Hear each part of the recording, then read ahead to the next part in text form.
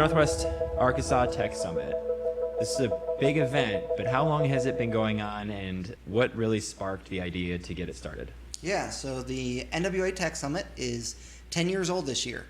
And so it started with a group of small business owners who really wanted to stay ahead of the tech curve. They wanted to discuss trends, do a little bit of forecasting as to what was coming down the pike. And since then, it's just kind of exploded year over year to go from, depending on the myth and lore that you believe, 200 to 300 at the very first one, to now we're anticipating over 2,000 registered attendees for this year. So it's a homegrown project. It's always been here in Bentonville as part of the Chamber of Commerce, and it just keeps growing and has really transformed into something more than just a small business focus, because we engage with all the major local enterprise companies that were born and raised here. So Walmart, Tyson, J.B. Hunt, and the University of Arkansas. And then we interact with a lot of the tech companies, including retail tech companies that are here because of those big employers. So everyone from Salesforce to Microsoft, IBM, and Google, and then some new faces this year, including like dunnhumby, and actually Meta is one of our brand new sponsors this year. So we just continue to grow, and it's so much fun to get to showcase Northwest Arkansas as a tech hub. The rivals Silicon Valley and New York City, and that really retail tech is king here as well. On the retail side of it, I know there's a retail innovation track. Is that something that Scott is heading up? So I'm supporting being involved in it, and I'm particularly excited about it because if you're from a retail background, you get to see every day what an exciting and kind of compelling way in which technology is evolving and changing the retail community. And while this is a tech summit, it probably won't shock anybody that Northwest Arkansas has a pretty strong root in retailing as well. And not only does technology have an exciting impact on the customer experience, but it also enhances the worker experience, the person who supports you in a store or in a Sam's Club, in a distribution center, truck drivers. There's so many things, so many elements of retail that are positively impacted by technology. And then one kind of overarching aspect is the role that artificial intelligence is playing and is going to play in our lives. In many ways, artificial intelligence is going to enhance a lot of different aspects of retail. So even though this summit is really about technology in the broader context, if you're from a retail background, this is an exciting time to see the ways that technology is impacting the retail business. What are some of those major themes that you've seen, and what would people expect at the conference, especially the retail track? So when you look at some of the retail tech that's thriving here, one of our keynote sessions is going to be led by Tim Simmons, who is VP at Sam's Club, and I believe he leads their product work.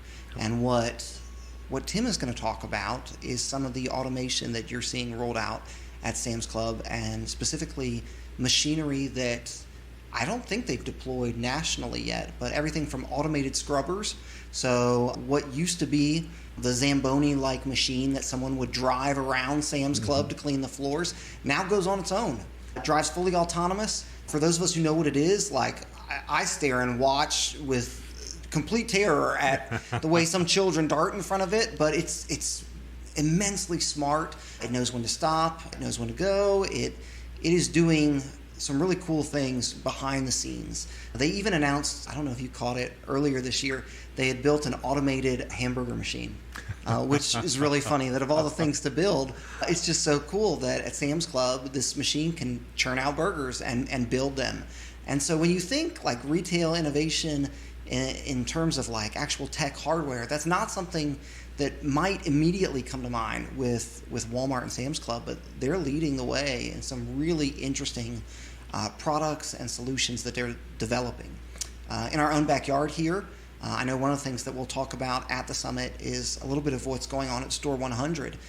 There's a space where what they're called alpha bots. They are about maybe a couple feet wide by a couple feet tall. They're fully autonomous little robots that zoom around and pick up inventory to fill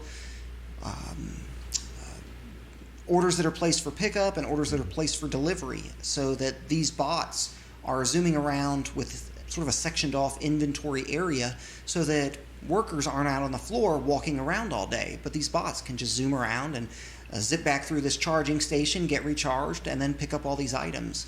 It is a wonder to sit there and look at it, because it's just so big and so massive in its scope, with all these different autonomous bots now crashing into each other, moving in different directions, picking up these items.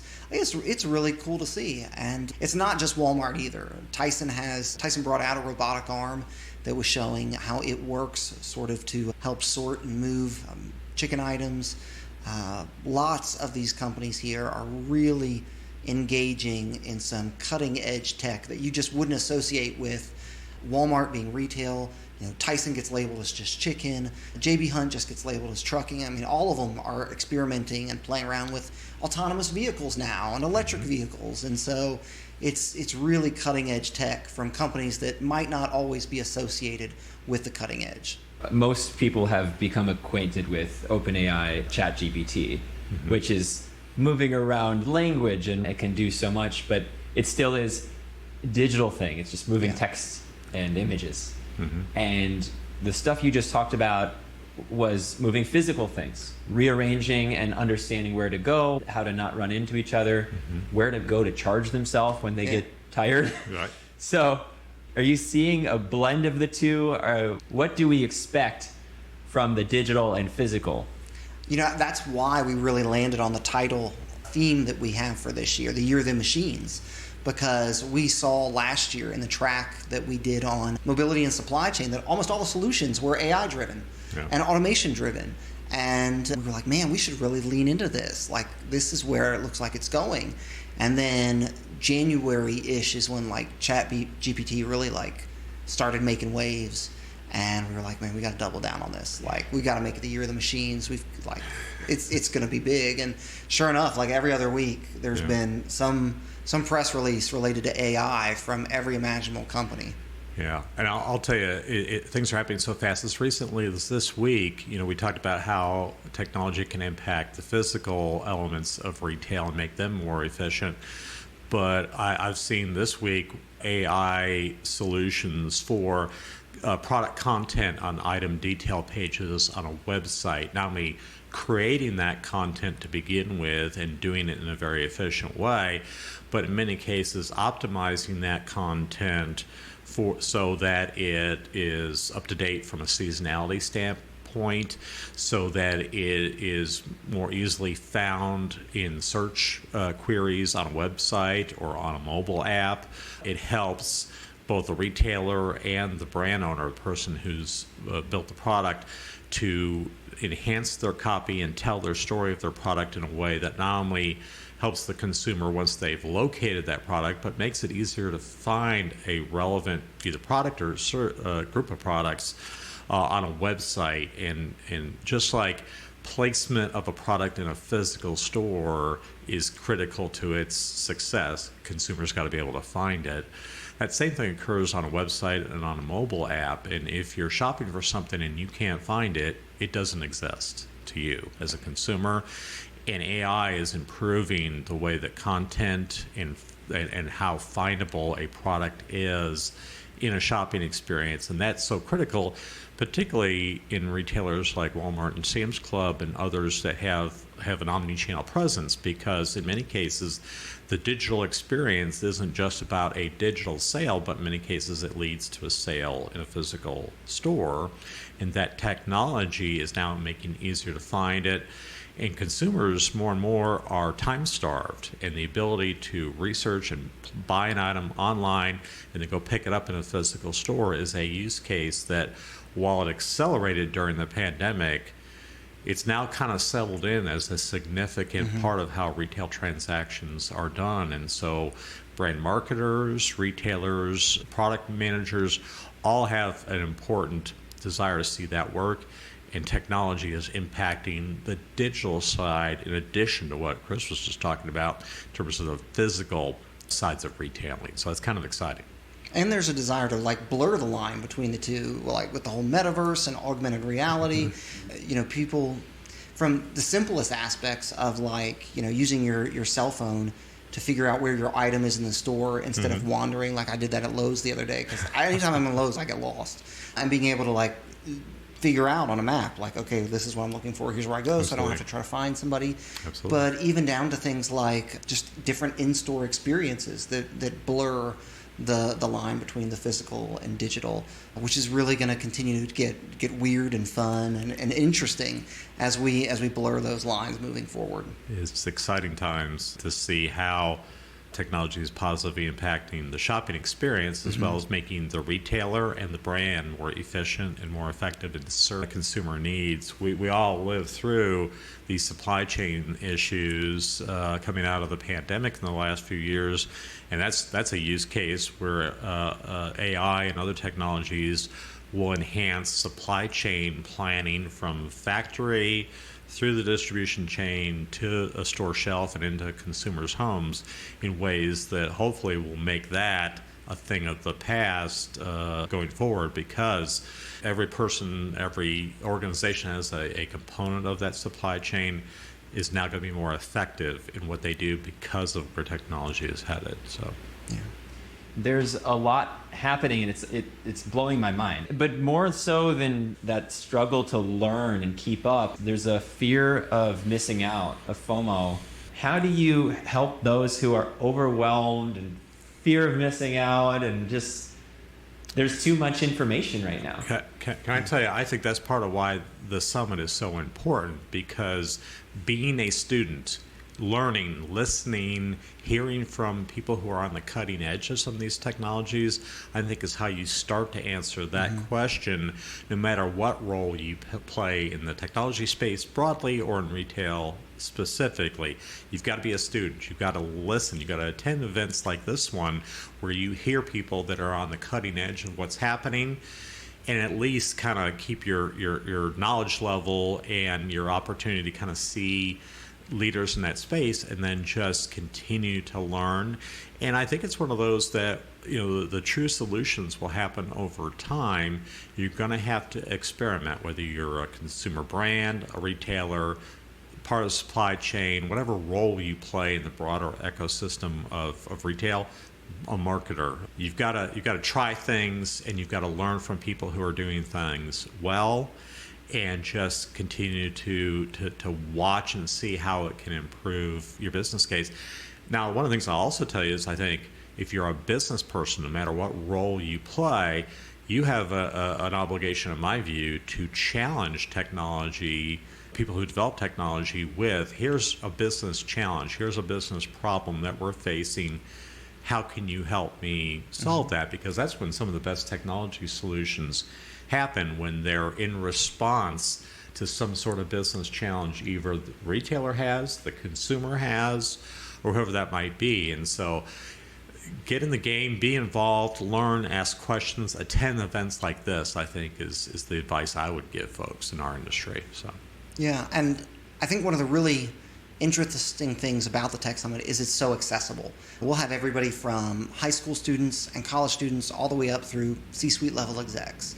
And that may sound like too big of an umbrella, but we make a really good effort trying to tell our presenters that, we want you to do deep dives, but also play in the shallow end of the pool a bit. Like, we want people to be able to walk away with some captivating information that they wouldn't have known before, to really help continue to build a tech pipeline of kids who are interested in tech, kids who are interested in staying here locally to pursue a career in tech rather than moving to Silicon Valley or to New York City. We want them to think, man, if I want to go into AI and automation, I could really look at Tyson, Walmart, or J.B. Hunt. And that's the kind of inspirational event that we hope we build, so that, people who even just have a low threshold of personal tech capabilities, like myself included, I love the event. I love going to it, even though a lot of the conversation will go straight over my head once we dive really deep into the weeds. But it's a really cool playground to see like what's cutting edge, what's being deployed, and kind of what's on the horizon, so that everybody can access it and then build some really interesting networks and relationships to follow up on if you have a specific interest. I know that just this week we had a news article that hit where 3 Ignite students, which is a program out of our local Bentonville Public Schools, 3 Ignite students met up with a University of Arkansas professor last year at the Tech Summit and have been doing work on some projects ever since. And this was the event where they connected and started the conversation. And so we have them coming to present and share about what they've done, because I was like, that's too cool a story not to have you guys be on stage. Like, that's the kind of thing we want to highlight among all the other types of presentations. That's so fun. Yeah. I see how there's this vision beyond just making a commercial conference. Is that what I'm hearing? There's a deeper layer? Yeah. There's a couple lanes that we try to operate in. Because we're part of the Chamber of Commerce, we really take pride in economically developing the area by showcasing this region, by looking at our audience. The fact that, for example, Microsoft or Google, like, they've got teams of people who live here. They'll come to the conference, but they're also going to bring in speakers from probably the coast or another major metropolitan area. And so they'll come in and see this place maybe even for the first time. We love being able to showcase Northwest Arkansas as a place where innovators can thrive and where technologists can remote work or move and build a business, grow a business. Because that's a beautiful story of, like, Walmart, Tyson, and J.B. Hunt. They are, whether or not they look like it, they are all now technology companies, and they all got their start right here. And there's even some incredible startups following in their footsteps, like Ox, that's a local retail tech company that's booming and growing right here in Northwest Arkansas.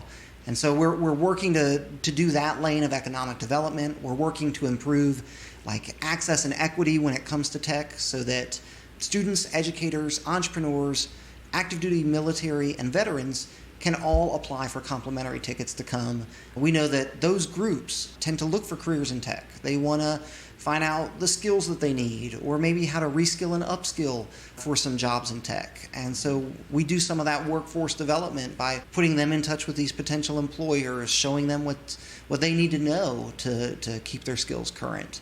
And then beyond that, there's a lot of networking that happens among these businesses, where companies will rub elbows at this conference, share a stage, share a drink and some food, and just new collaborations are born. And so we do a little bit of all those things, which makes it so much fun of a playground to play in. And now, Scott, you've experienced it. I'm curious, kind of like what you would say, like, what are the takeaways of that engagement on a personal level? Oh, I got to tell you that my experience, not only when I was with Walmart and Sam's Club, but since I've been as part of the broader community, is relationship building and just the interaction of folks from across the spectrum of technology and retail tech specifically is where great ideas happen and where relationships are born. You gave a great example, but there's countless others, and I've seen it. But I think the other thing is while our area, our region is known for retailing, for trucking, and for meat production because of the big companies here, now we're being known for so many other things, so many other aspects of retail, as well as the beautiful area that we have. I was on a call with someone just the other day from Chicago, and they knew about our mountain biking. They So knew funny. about how nice it is down here, how the area is developing, how much recreation there is. And so if you can have both quality of life and exciting economic development activity that's going on, that's kind of a neat thing. Yeah. And part of what I think Chris and the team get to kind of showcase by having folks come here from other parts of the country and see our area and participate in the summit as well. Yeah. And like all good marketing, content is king. Like, we take great pride in that we get the best speakers, the best leaders in the area and beyond. Like this year, it's going to be, I think our highest ranking person from Walmart is going to be the Chief Product Officer, John Alfernus. We've got some incredible other speakers that just, when you go to a conference, you may see some B or C list technologists, maybe one or two A-listers. But here, like the depth of tech in Northwest Arkansas and the wide range they have to pull from to bring in speakers is just astronomical. We have some great content that, if for nothing else, if you are coming to learn about tech, you're going to get your fill. Indeed. That's so exciting. There's something you said about major retailers are basically technology companies now. And at the core of it, it still is people-centric. Like the actual retail industry is one of the most people-oriented businesses. But traditionally, people would say, well, I don't want to get into retail because I'm not really a people person. I don't like, I tried working at a store when I was younger. I just don't like people. Yeah. And now there's room and almost a necessity to bring in people who aren't necessarily the outgoing people persons, the salespeople. I got to tell you that it's interesting how retailing has evolved because, to your point, in many cases, if you had a customer-facing role and you weren't a people person, one would question whether retailing was the right career. The thing, and I taught retailing for a period of time at Texas A&M, and one of the things we told students there is there's not really an area of interest or career growth or an opportunity that retailing doesn't somehow touch. And I can recall when David Glass was the CEO of Walmart, him talking about in a meeting that you could have so many different careers within a retail organization like Walmart. And that, to your point, is no matter what role you play, you could be an engineer, you can be a supply chain person, you can be a coder, you can be a marketer, you can be someone who loves to be in front of people, you can be someone who prefers not. There's so many different areas that you can play a role within retailing, and obviously spent my entire adult life involved in retailing and love it. But part of what's so neat is the number of people I've encountered, including myself, for whom retailing was going to be a temporary, I'm just going to do this till I get out of college or till I solve this problem or that problem in my life, and then fell in love with it and stayed with it. And I think that's the neat thing about retailing broadly as a career, and particularly now as technology is enabling so many different new career paths that still tie back to retailing. It's a fun time and it's an exciting time, and you can just have so many different careers within retailing. If you're not a people person, it's still okay. If you can contribute another way, I'm pretty sure we want you involved in the industry, and this event is a great way to kind of find some of those opportunities for you as a professional. Yeah. I think there are a lot of people who are at that spot in their career where they're maybe looking for a change, or also just younger students going, I don't really know what I want to do. Retail has all these components. It's not just moving product anymore. Yeah, one of my favorite things that I've heard Doug McMillon say a couple times in public settings recently, and I hope I get this quote exactly right, but he viewed Walmart as tech-enabled but people-led. And that's one of the recurring themes that I think is concerns people. Is technology and the evolution of technology a bad thing? Does it eliminate jobs? No. First of all, it's a tool to help run a business and help serve customers, but it feels very likely that it will create more jobs than it eliminates, and those jobs will be far more exciting, compelling career choices for people from across the different spectrums in different walks of life. And I think that's some of the things that people will see at this event is there's so many different ways in which technology will positively impact that the career opportunities that will stem from it. And that's part of why I'm so excited that Chris and the team have high school students, college students, and they have a broad community of people attending, because the ideas and the career inspiration as well as the technology inspiration that comes out of an event like this is just so very powerful. So yeah. Do you have any examples of technology that is going to be demoed For tech that's gonna be demoed, I don't know. Okay, so The Meta Ray-Ban. we can talk about what I hope people will bring to the event because we've had conversations about it. One really cool piece of technology that I'd love to see on display. Ranu Jung at the Institute for Integrative and Innovative Research, IQDAR at the University of Arkansas. If you don't know Dr. Jung, she has this amazing piece of biomechanical tech that's essentially a prosthesis that you can get if you've lost your arm or your hand. And while that's not a new technology, what's so different about hers, and she recently, I believe, put it in the first patient here in Arkansas, is that it actually restores some form of sensation with it, which is wild. To think that is like some of the tech that it sounds crazy for me to be asking people. I'm like, bring the hand with you. Like, bring the hand. People are going to want to see this. Yeah. So I know that's one of the things that we hope to have on display. Last year we had robotic dogs. I know that some people are planning on bringing out some robotic machinery. Walmart and Sam's Club actually hadn't named that scrubber. And I was like, how do you have a robot and not give it a name? And so then it took a couple of emails, and they were like, okay, I think we finally come down to Samuel Scrub. And I'm like, that's so on brand for you guys. Like, I don't know why I even asked. Like, that's perfect. But things like that, I know we hope to have on display. I know Gatic, one of our really amazing startups that does middle mile delivery with autonomous vehicles, they'll bring out one of their new trucks. They were doing this delivery for Walmart. They just announced recently that they're now doing it with Walmart and Tyson. And so if you're in Bentonville driving around, there's a good chance you might see a Gatic truck without someone sitting in the driver's seat.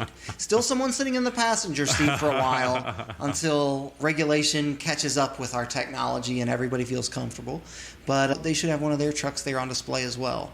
So that kind of cool tech should definitely be there. Aren't the folks from Drone Up going to be? I don't think Drone Up is going to be showing off a drone this year. I know that we've got some departments at the university that do everything including drones. It would surprise me if they don't bring some of them out. We did have a drone last year. There's just so much cool tech that's in our backyard here. And it's been amazing too, like when we put stuff out on LinkedIn and online, who will reach out and claim they've got some different piece of tech. I got a weird email with a guy, it was just 2 lines, and he was like, I've retrofitted a semi-autonomous vehicle. You want me to bring it? And I'm like, what is going on? Like I don't want you to bring something that's probably not street legal and show off. Like, it just concerns me. But people are eager to show off their cool tech toys at this event. Wow. It's amazing what you get when you open Pandora's box and say, send me what you want to bring. When you have a I tech want to see summit robots. in the Ozarks. Yeah. Get some of that. Yeah, you never quite know what you're going to get. So, That's exciting. yeah. That's really cool. Do you have any other notes or anything you'd like to slip in here? On every podcast, almost to a fault, I forget to say the dates and where people can get info. So I'll go into my short stump speech. The Tech Summit happens October 29th through November 1st. We'll kick things off on the 29th in the evening with a welcome celebration at the Amazium, which is a children's museum here in town that we're going to rent out and have some good food and drinks, some personal electric vehicle tech to play with. If you've never ridden a one-wheel, or if you don't know what one is, you should Google a one-wheel and check it out. We're going to have some of those on display that you can try out, some people doing stunts on them. We'll have live music. We'll have Drinks and we'll also have virtual reality. So the drinks and the virtual reality games could be really interesting. Yes.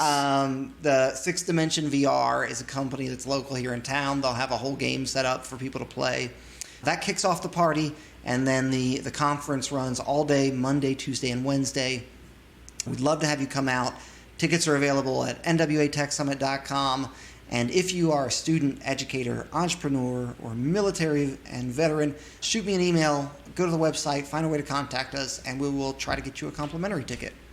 Any crazy retail stories that you want to tell, Scott? Like anything that when we talk Tech Summit, cutting edge tech, you've really seen take shape in the last year or two that maybe I haven't even been aware of because I just haven't. Retail's not always the lane I'm in. Yeah, so you gave that story about robotic order fulfillment in the micro fulfillment facility over here. What's interesting is that it probably won't shock you that companies were pitching that to Walmart years ago. In fact, while I was still there. And what's funny is now there's technology out there that I was under NDA and had seen and thought was so cool and could never talk about. Now it's out there and it's being used. And but I had to keep that secret for years. And that's kind of like, Luke Skywalker having to know that Darth Vader is his father, but he couldn't say it publicly. Crazy. I knew about that, knew it was coming, and now it's here. It's going to become increasingly mainstream, and so that's been kind of fun. But I'll tell you one other quick story. Before I came to Walmart, I was with a catalog retailer called Service Merchandise. And while I was there was right when e-commerce was starting to emerge. And I was fascinated by it, particularly because I was an electronics buyer, and electronics was the categories that first really took off in e-commerce. And when I landed the job with what was then called Walmart Online, which is now Walmart.com, I went in and obviously gave notice at Service Merchandise, and the CEO of Service Merchandise came and called me into his office wanting to know why I was leaving. And I explained to him, and here's the most important quote is he said, Scott, this whole internet retailing thing is just a fad. Okay? It's not really going to take off. And I don't even know why you're leaving us to go and be involved in this idea of internet retailing, And I said, well, respectfully, sir, I think it is, and I think a catalog retailer like Service Merchandise would be well positioned because think about it. They took pictures of every item, they had descriptions of every item, they had the ability to pick, pack, and ship individual products and send them to your house. Everything about a catalog retailer was perfect to become an internet retailer. And if you all know anything about retailing, Service Merchandise went Chapter 11, then Chapter 7, got shut down, and he bought all the assets of the company, including the name, all those facilities out of bankruptcy, and today he operates ServiceMerchandise.com out of his office in Florida. And so occasionally I like to call him up and say, I could have saved you a little bit of pain, but it's funny to see how, in the context of technology, obviously e-commerce went from being this cutting edge, emerging, not sure if it's going to work, not sure if anybody can make money at it, element of retailing, to where not only now is it a very viable part of retailing, but people used to talk about it as two separate things. Stores and e-commerce, two separate silos, separate things. And now today we're seeing how the two things come together to serve a customer. And that's kind of a great thing to see. But it all started with this is a fad, Scott. Yeah. Well, respectfully, sir, I don't think it is. Okay, you see how it turned out. So you're talking about retail tech fads. I found out some retail tech trivia the other day. Do you know when and who invented the QR code? I do not. Okay, so new sponsor this year, Denso, was on a call with me. Yes. And I didn't know much about Denso. Way back in 1994, Denso Wave, which was part of Denso, it's a Japanese automobile manufacturing company, they created the QR code to manage their inventory. And so, I was just stunned that as he's, explaining to me his company, because I didn't know much about him, he's like, oh, yeah, we created the QR code. I'm like, what company can say that? I mean, I figured somebody had to, but I was like, that's really awesome. But so they thought it was an industrial application, not a consumer application, and now today it's kind of both. Well, right? It went up and then disappeared for a while, and Yes. then COVID, when nobody wanted to touch anything, it had its full resurgence, and now it's ubiquitous with everything now. Indeed QR it codes is. everywhere. Indeed it Now is. the latest kind of global standards are that a can of Coke would have a QR code, and then it would give all that information, not just a barcode, which is a one line. Yeah. It also gives you which manufacturing facility the date it was made.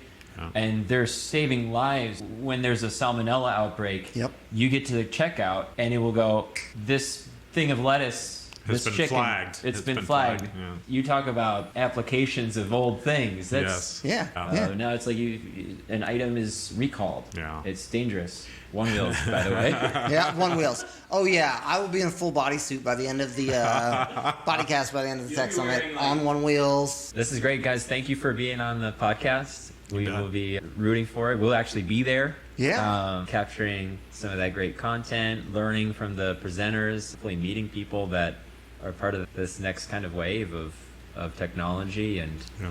being growth minded, always learning. Yeah. That's the way to be in technology broadly and in retail technology specifically. So that's, I think you guys are going to see a lot out of it. Your readers will see a lot out of it. I'm really looking forward to it, and it's going to be a great time. And it's all here in Northwest Arkansas, which is kind Yeah. of cool. So I tell you, the biggest letdown is November 2nd. The day it's all done. Day it's all done, I wake up and I'm like, what do I do now? Chris is going to be like Santa on December 26th, Yeah. right? I gave out Like, all the what cool happens? stuff. What do I do now, right? So- I would go to Florida and relax if I was you, Chris.